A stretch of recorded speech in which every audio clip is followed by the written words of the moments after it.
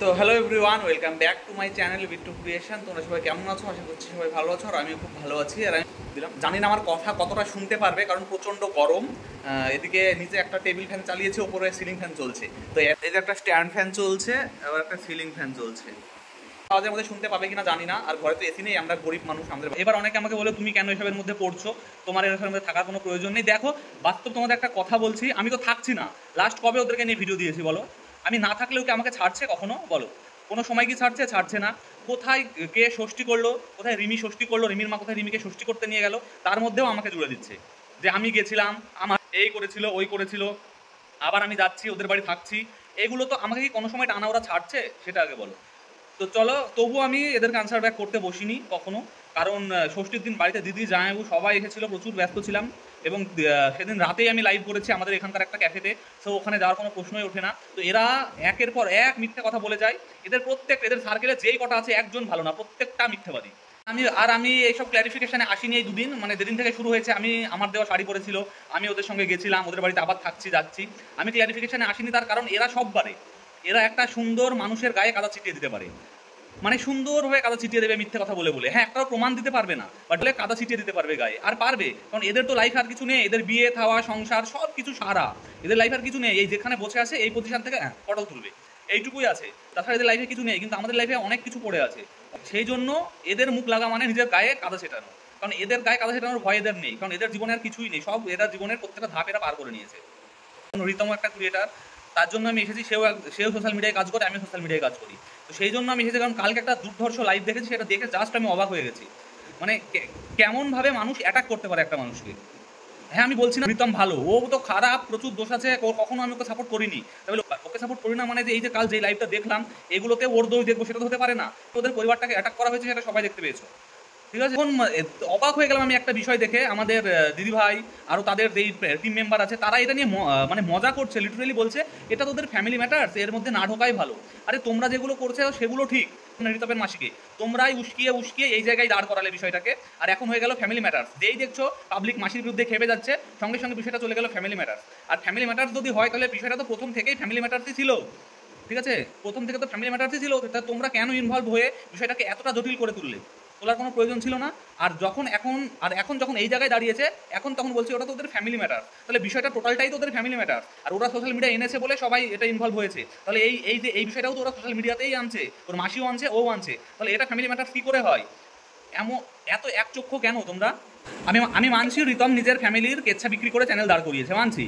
তো এই মাসি কি করেছে? মাসি নিজের ফ্যামিলির না, নিজের বোনের এবং বোনের ছেলের নিজের বোনের এবং বোনের ছেলের বউ এবং পারিবারিক সমস্যাকে বিক্রি করে, মানে পারিবারিক কেচ্ছাকে বিক্রি করে এই মাসিও তো খাচ্ছে। তো তোমরা কেন এটাকে প্রমোট করে গেলে এতদিন ধরে? কেন প্রমোট করলে এটাকে এতদিন ধরে? এটা তো করার প্রয়োজন ছিল না। আজকে রিতম যদি ফ্যামিলির কেচ্ছা বিক্রি করে থাকে, মাসিও তো ফ্যামিলির কেচ্ছা বিক্রি করছে না? তাহলে কেন প্রীতমের দোষটাই তোমরা হাইলাইট করে দেখছো, আর মাসির দোষটা কেন তোমরা ছোট্ট একটা ইস্যু করে দেখছো, ফ্যামিলি ম্যাটার্স বলে ছেড়ে দিচ্ছ? কিসের জন্য? দুজনই তো সমান দোষে দোষী, তাই না? আমি এতদিন বলতে আসিনি, ওকে নিয়ে এতদিন বলতে আসিনি। আমি আজকে বললাম, তার কারণ আমি বলবো ও একজন ক্রিয়েটার, আমিও একজন ক্রিয়েটার। আজকে অনেক দিন থেকে ওয়াইটি প্ল্যাটফর্মে প্রীতম রয়েছে, অনেক দিন থেকে রিতম রয়েছে ওয়াইটি প্ল্যাটফর্মে। তো ওকে কেন কোণঠাসা করা হচ্ছে এভাবে? ও যেই দোষ করেছে সেই সমান দোষে তো অনেকেই দোষী, তাদেরকে কেন দেখা হচ্ছে না? আজকে রিতমকে দেখা হচ্ছে, তার একটাই কারণ, তার বয়স কম এবং সে অনেক ভুল করে বসে আছে। সেই জন্য আজকে ও যেই ভুলগুলো করেছে, সেই ভুলগুলো কিন্তু অনেকেই করে বসে আছে। তাদেরকে কেন লুকিয়ে রাখা হচ্ছে? তাদেরকে কেন প্রশ্রয় দেওয়া হচ্ছে? আজকে শুধু এই ছেলেটাকেই কেন কোণঠাসা করা হচ্ছে? আর একমাত্র কোণঠাসা করা হচ্ছে কেন, সেটাও আমি জানি। সবাই মিলে ওকে কোণঠাসা করছে, তার কারণটাও আমি জানি, কিন্তু এখানে বলতে পারছি না। ঠিক আছে, এখানে বলতে পারছি না, কারণটা সবাই জেনে গেছো। এখানে কিছু নেই, এখানে মানুষের ভালো করবার আড়ালে, মানে মানুষের ভালো করবার আড়ালে একটা অন্য ধান্দা রয়েছে, পরিষ্কার কথা। আর এটার জন্য কিন্তু প্রীতমই দায়ী, মানে ও এত বিষয়গুলো দেখিয়ে ফেলেছে না। আজকে এই কিনছি, কালকে ওই কিনছি, আজকে সোনা কিনছি, আজকে ডায়মন্ড কিনছি, এত দেখিয়ে ফেলেছে, এখন ও ফিক্স টার্গেট হয়ে গেছে। মানে যা নয় তাই করে যাচ্ছে এদের টিমটা, যা খুশি করে দিচ্ছে এদের টিমটা। দুদিন থেকে পড়লো, আমি রিমিদের বাড়ি গেছিলাম, রিমিদের বাড়ি আমি যাচ্ছি, ষষ্ঠীতে আমি গিয়েছিলাম এবং আমার দেওয়া শাড়ি পরেছিল। আর যদি শাড়ি পরেও থাকে, আমি জানি না পরেছিল কি পরেছিল না, এবং আমি ইনফ্যাক্ট ভালো করে দেখিনি, সেই শাড়িটার ছবিও আমার কাছে নেই, মনেও নেই কেমন শাড়ি ছিল। তো যদি পরেও থাকে, তাহলে তোমাদের সমস্যা কোথায়? আমি ছিলাম বাড়িতে বসে আছি, আমি আমাদের এখানের ক্যাফেতে গিয়ে লাইভ করছি, তার মধ্যেও এরা রটাচ্ছে। আমি ওখানে গেছি, আমি চুচুড়াই গেছি, আমি রিমিদের বাড়ি গেছি, ওরা আমাকে ডেকেছে। এরা কোন লেভেলের মিথ্যা কথা বলতে পারে? এগুলো ম্যাডাম কিন্তু কিছু দেখবে না, এগুলো ম্যাডাম কিচ্ছু দেখবে না। এতটা বায়াস কেন আমি জানি না, কিচ্ছু দেখবে না। আজকে এদের এগেনস্টে যে এত মানুষ ভিডিও করছে, এত মানুষ, আমি কারোর নাম করছি না এখানে, অনেক এদের এগেনস্টে ভিডিও করছে, তখন কি হয়ে যাচ্ছে যে প্রীতম এদেরকে বলি হয়ে করাচ্ছে, প্রীতমের কথা এরা ভিডিও করছে। কিসের জন্য? তাহলে প্রীতমের এগেনস্টে যারা ভিডিও করে, তাদেরকে তোমরা বলে করাচ্ছ নিশ্চয়ই। এদের টিমটা এমনই একটা ভেবে নিয়েছে যে এরা মানুষকে যা খুশি তাই বলতে পারে, এদেরকে কেউ কিছু বলতে পারবে না, মানে একচ্ছত্র রাজত্ব চালাবে ওয়াইটিদের। ওয়াইটি তো এখানে কোনো টিমকে ভাগ করে দেয়নি যে এখানে তুমি লবিবাজি করবে, ওয়াইটিটা কোনো লবিবাজি করার জায়গা না। আজকে তোমরা 11টার পর 12টা পর্যন্ত লাইভ করে যাবে, আর বাবলিকে লাইভ করতে বসলে ঝাঁটা দিয়ে মারবো, 11টার পরে লাইভ করলে 12টার পরে লাইভ করবে কেন? ওয়াইটি কাউকে টাইম শিডিউল মেনটেন করে দিয়েছে তুমি এতটা লাইভ করতে পারবে, তার চ্যানেল, তোমরা তো ওই 2-3টে পর্যন্ত লাইভ করে যাও, তখন তো কিছু বলতে আসে না। কি চাইছো তোমরা? ওই যে হীরক রাজা রানী, হ্যাঁ হীরক রানী, যে একচ্ছত্র রাজত্ব চালিয়ে যাবে আর আমরা সব প্রজা, তোমরা যা বলবে আমাদেরকে সব মেনে চলতে হবে, প্রত্যেকটা ক্রিয়েটার তোমাদের প্রজা। আমি মানছি এই দুটো ফ্যামিলি, এই পাল ফ্যামিলি, দেবনাথ ফ্যামিলি, দুটো ফ্যামিলি ওয়াইটিতে কন্ট্রোভার্সি দিয়েছে, কন্ট্রোভার্সি করেছে, ইভেন্ট করছে, এখনো করছে। তো তাই বলে এত নোংরামো কন্ট্রোভার্সি তো হয়নি, এটাকে গালি গালাজ অনেক কিছু হয়েছে, তখন না সেটাকেও বলবো না যে নোংরামো ছিল না, সেটাও প্রচণ্ড লেভেলেরই নোংরামো ছিল, চলছিল। বাট সেই নোংরামো কি একটুও বন্ধ হয়েছে? আলটিমেটলি বলো তো বন্ধ হয়েছে? নোংরামোর থেকে নোংরামো তর হয়ে গেছে কন্ট্রোভার্সিটা। গালিগালাজ পর্যন্ত তবুও ছিল, গালিগালাজ করছিল, এ ওকে টানছিল, ও ওকে ওর সঙ্গে শুয়ে দিচ্ছিল, ও ওর মার সঙ্গে শুয়ে দিচ্ছিল, এগুলো ছিল। বাট এই যে মারা মারি, হাতাহাতি, ছিনতা, এগুলো কি ছিল? এগুলো ছিল না। কোথায় কন্ট্রোভার্সি কমলো? কোথায় নোংরামো কমলো? নোংরামো তো আরও বেড়ে গেল। যেটা যেটা মুখে মুখে চলছিল সেটা এখন হাতাহাতির পর্যায়ে চলে গেছে, ছিনতাই ফিনতাইয়ের পর্যায়ে চলে গেছে। কিভাবে হচ্ছে এটা? কিভাবে কমছে কন্ট্রোভার্সি? আর কিছু কিছু ভিউয়ার্স এসে বলছো যে অনেক কমে গেছে, ক্লিন হয়ে গেছে। কোথায় ক্লিন হয়েছে? কি হলো কালকে? আলটিমেটলি কোনো নোংরামো কমেনি, কোনো কন্ট্রোভার্সি কমেনি, যেটা ছিল তার থেকে দুগুণ বেড়ে গেছে। যেটা মুখোমুখি পর্যন্ত ছিল সেটা এখন হাতাহাতি পর্যন্ত পৌঁছে গেছে। আগে আগে দেখো হতা হয় কে, অনেক কিছু হবে এখনো, অনেক কিছু হবে এখনো, হাতাহাতি পর্যন্ত গেছে, এবার খুনোখুনি পর্যন্ত চলে যাবে হয়তো। মানে এইভাবে কন্ট্রোভার্সি কোনদিন বন্ধ করা যায়? আলটিমেটলি বন্ধ করা যায় কি? কালকে প্রীতম একটা লাইভ করেছে বলে ওর দোষ হয়ে গেছে, ও লাইভ করেছে বলে ওর দোষ হয়ে গেছে। মানে বিষয়টা এমন জায়গায় দাঁড়াচ্ছে যে একে, এই ছেলেটাকে পুরো একদম পঙ্গু করে দেবে, বাট এ আ উ পর্যন্ত কিচ্ছু করতে পারবে না। সবাই মিলে চেপে পঙ্গু করে দেবে, বাট এ আ উ কিছুই করতে পারবে না, এরকম একটা বিষয়। এবার তো বুঝতে পারছি রিতমকে ধনে প্রাণে হয়তো মারা হবে, ধনে প্রাণে মারা হবে। কে বলতে পারে? এবার হয়তো ওর বাড়িতে সবাই মিলে অ্যাটাক করে ওদেরকে, এবার হয়তো সবাই মিলে ওদের বাড়িতে গিয়ে ওদেরকে মেরে বাড়ি থেকে বের করে দিয়ে বাড়িটাও জবরদখল করে নেওয়া হবে। এরকম একটা রাজত্ব চলে আসছে ওয়াইটিতে। কিসের জন্য এটা হবে? আজকে প্রীতম যদি লাইভ করে ভুল করে থাকে, দিনের পর দিন তোর মাসিও লাইভ করে গেছে, তখন কেন ওর মাসিকে বারণ করা হয়নি যে না তুমিও লাইভ করবে না, তুমি ওদের নিয়ে বলবে না? আর মাসি তো ইচ্ছা করে ঢুকেছে এই টপিকটার মধ্যে, ওকে তো কেউ টানেনি, ও তো ইচ্ছা করে ঢুকেছে এই টপিকটার মধ্যে। কেন তখন মাসিকে বারণ করা হয়নি যে না মাসি তুমিও লাইভ করবে না, ও যেমন করছে না তুমিও করবে না? মাসিকে তো উস্কে যাওয়া হয়েছে দিনের দিন। বলো মাসি, মাসি পোল খুলে দিচ্ছে, বলো মাসি দিদুনকে এনে, ওকে এনে, একে এনে বলে দিল। হ্যাঁ, আর দিদুন, কালকে দিদুনকে যখন প্রীতম জিজ্ঞেস করলো যে আমরা কি নিজে আগে মেরেছি, ও দিদুন তো স্পষ্ট বললো না প্রীতমরা কেউ মারেনি, ওদেরকেই মারা হয়েছে। দিদুন স্পষ্ট ক্লিয়ার করে দিল। এখন কেন দিদুনের কথা শোনা হচ্ছে না? দুদিন আগে তো ওই দিদুন যখন প্রীতমদের নামে বলছিল তখন খুব দিদুনের কথা প্রায়োরিটি দেওয়া হচ্ছিল, যে এই যে দিদুন পোল খুলে দিয়েছে, দিদুন চুমু দিদুন, তখন তো দিদুনের কথা খুব মানা হচ্ছিল। দিদুনের কালকের কথাটা কেন মানা হচ্ছে না? কেন একচক্ষু বিচার হচ্ছে? দিদুন তো কালকে ক্লিয়ার করলো যে না প্রীতমরা মারেনি, ওদেরকে অ্যাটাক করেছে, কিন্তু দিদুনের কথা এখানে কোনো গুরুত্ব নেই। দিদুন যদি প্রীতমের এগেনস্টে বলতো তাহলে সেটার গুরুত্ব থাকতো। আর সবাই বলছো যে প্রীতম ওর মাকে ওইভাবে কিভাবে দেখালো, ওইভাবে কিভাবে দেখাতে পারে, ওর মাকে দেখিয়েও খাচ্ছে, কিভাবে দেখাতে পারে? আরে একটা বিষয় কই, তোমরা তো একটা বিষয় ভেবে দেখছো না যে কোনো মানুষগুলোর উপরে যদি ওইভাবে সবাই মিলে চড়াও হয়, কোনো মানুষের উপরে ওইভাবে সবাই চড়াও হয়, তো ওদের চোখ মুখগুলো একবার দেখেছিলে কেমন লাল টকটকে হয়ে গেছে, দরদর করে ঘামছে, দেখেই বোঝা যাচ্ছে ওটা গরমে ঘামা নয়, ওটা উত্তেজনায় ঘামা। মানে এইখানে কেটে গেছে, এগুলো দেখছো, ওগুলো তোমাদের চোখে পড়ছে না, তাই না? হিট অফ দ্য মোমেন্ট একটা মানুষ কি করবে? মাথা ঠিক থাকে না, যে কোন পজিশনে আছে কি আছে মাথা ঠিক থাকে না। আর এরা তো কিছুই প্রমাণ ছাড়া বিশ্বাস করে না, তাই দেখাতেই হতো। আর এমন কিছু খারাপ তো দেখাইনি, আমি দেখিনি। হ্যাঁ, এই জায়গায় একটু ছেঁড়া ছিল, ওটা দেখি। এখানে কোনো নিউড প্রমোট করেনি, বলা হচ্ছে নিউড প্রমোট করে দিয়েছে। প্রীতমের মাকে কি প্রীতম উলঙ্গ করে দাঁড় করিয়ে রেখেছিল? কখনোই না, পুরো ঠিকঠাকভাবেই ছিল। হ্যাঁ, ছিঁড়ে গেছিলো, এক সাইডে ছেঁড়া ছিল, তাহলে এমন কোনো বডি পার্ট দেখা যাচ্ছিল না যেখানে বলা যায় যে প্রীতম ওর মায়ের নিউড প্রমোট করেছে। মানে কেমন ধরনের কথাবার্তা তোমরা বলতে পারো? মানুষের হিট অফ দ্য মোমেন্ট গিয়ে ঠিক থাকে না যে কি করবেন। আর তখনই ওদের চোখ মুখগুলো একবার দেখতে তোমরা কেমন বিধ্বস্ত লাগছিল দেখতে, সবাই মিলে চড়া হয়েছিল ওদের উপরে, মুখ চোখ লাল আর একদম ঘেমে নিয়ে একাকার, এগুলো সব কাম হয়ে গেছে।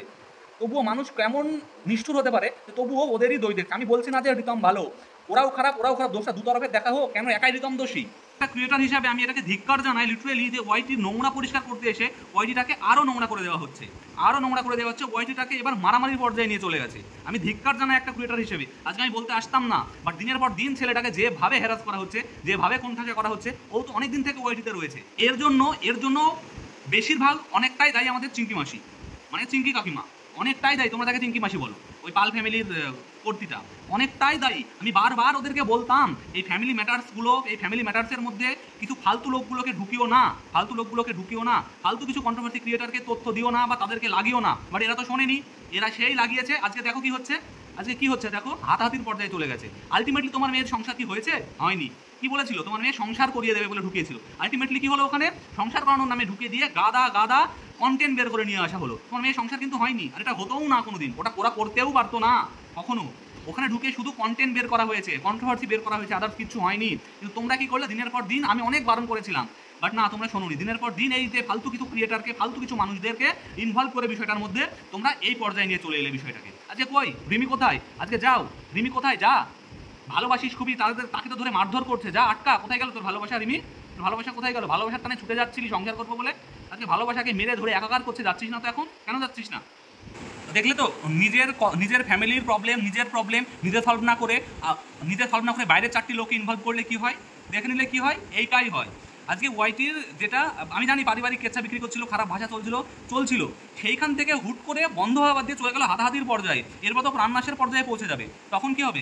আজকে এই ছেলেটাকে, একটা ছেলেকে, মানে রিতমকে যেইভাবে কোণঠাসা করা হচ্ছে, যেইভাবে দিনের পর দিন অপবাদ দেওয়া হয়েছে, দিনের পর দিন ওকে দোষী সাব্যস্ত করা হচ্ছে, আর এবং মেন্টালি প্রেশার দেওয়া হচ্ছে, আজকে ওই ছেলেটা যদি কিছু করে বসে তার দায় কে নেবে? বা তার ফ্যামিলির মানুষগুলো যদি কিছু করে বসে তার দায় কে নেবে?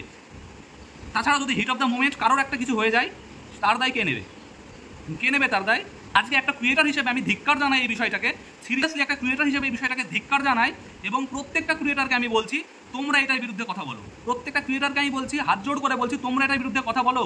কিসের জন্য বলছেন? অনেক তো হলো, অনেক দিন থেকে চলছে একটা ছেলের ওপরে অত্যাচার, অনেক দিন থেকে চলছে। যা বলছি না ছেলেটা ভালো ছিল না, ছেলেটার কিছু দোষ ছিল, কম বয়স করে ফেলেছে, সেই জন্য তো অনেক সাফার করলো। তারপরেও কিসের জন্য আবার হাতাহাতির পর্যায়ে, মেরে ফেলার পর্যায়ে পৌঁছে যাবে?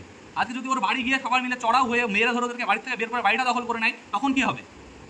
কারণ এই বিষয়টা আজকে ওর সাথে হচ্ছে, আজকে রিতমের সঙ্গে হচ্ছে, কালকে রিতমের সঙ্গে হচ্ছে, কালকে আরেকজনের সঙ্গে হবে, পরশু আরেকজনের সঙ্গে হবে। আমি বুঝতে পেরেছি এটা কন্ট্রোভার্সি না, কন্ট্রোভার্সি ছাড়া অন্য দিকে চলে যাচ্ছে, এটা কোনো সলিউশনে আসছে না, এটা অন্য দিকে চলে যাচ্ছে।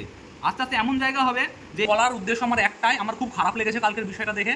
আমি চাইছি বিষয়টা এরকম এক চোখা বিচার না করে ওই ছেলেটার দিকটাও দেখা হোক, রিতমের দিকটাও দেখা হোক, এবং তাকেও ন্যায় বিচার দেওয়া হোক। সে কি মানব না? তার কি মানব অধিকার পাওয়ার কোনো রাইট নেই? সে কি মানব না, নাকি আমি তো বুঝতে পারি না।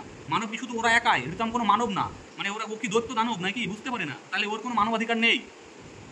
কেমনভাবে বায়াস্ট হয়ে এক চক্ষু বিচার করা হচ্ছে সেটাই আমি বলছি। আপনারা বিচার করতে যখন এসেছেন, আপনারা গণ্যমান্য ব্যক্তি, আপনারা দয়া করে ছেলেটার দিকটাও একবার দেখুন, দয়া করে সব দোষ ছেলেটার ঘাড়ে চাপিয়ে দেবেন না, তাকে এভাবে মেন্টাল টর্চার করবেন না। ওর যদি আজকে কিছু হয়ে যায় তার দায়কে আপনি নেবেন, বা আপনারা নেবেন? কোনোদিন নেবেন না। তার ফ্যামিলিটা যদি কিছু করে বসে তার দায়ও নিশ্চয়ই নেবেন না। আমি হাত জোড় করে রিকোয়েস্ট করছি, আপনারা বিষয়টা সঠিকভাবে সলভ করুন। বিষয়টা প্রচণ্ড নোংরামোর দিকে যাচ্ছে, যেটা গালিগালাজ পর্যন্ত নোংরামো চলছিল, সেই নোংরামোটা আজকে হাতাহাতির পর্যায়ে চলে এসেছে। কিচ্ছু করতে পারেননি আপনি, একটুও কন্ট্রোভার্সি বন্ধ করতে পারেননি, বা পারোনি, তোমরা সরাতে পারোনি, কোনো নোংরামো বন্ধ করতে পারোনি। বিষয়টা হাতাহাতির পর্যায়ে, মানে আরও মারাত্মক লেভেলে পৌঁছে যাচ্ছে, এরপর প্রাণনাশের লেভেলে পৌঁছে যাবে, তখন কিন্তু কিচ্ছু করার থাকবে না। তাই রিকোয়েস্ট করছি, তোমরা বিষয়টা ভালো করে দেখো এবং ভালো করে সলভ করো তাড়াতাড়ি। তো যাই হোক, আমি যদি কিছু খারাপ কিছু বলে থাকি বা ভুলভাল কিছু বলে থাকি, কমেন্ট বক্সে অবশ্যই জানিও। আবারও বলছি, কাউকে পার্সোনাল অ্যাটাক বা আঘাত করার কোনো উদ্দেশ্য আমার নেই। আমি যেটা ফ্যাক্ট সেটা বললাম, যেটা বুঝলাম সেটা বললাম। তো কারো মধ্যে যদি আঘাত দিয়ে থাকি আমাকে ক্ষমা করে দিও। চলো।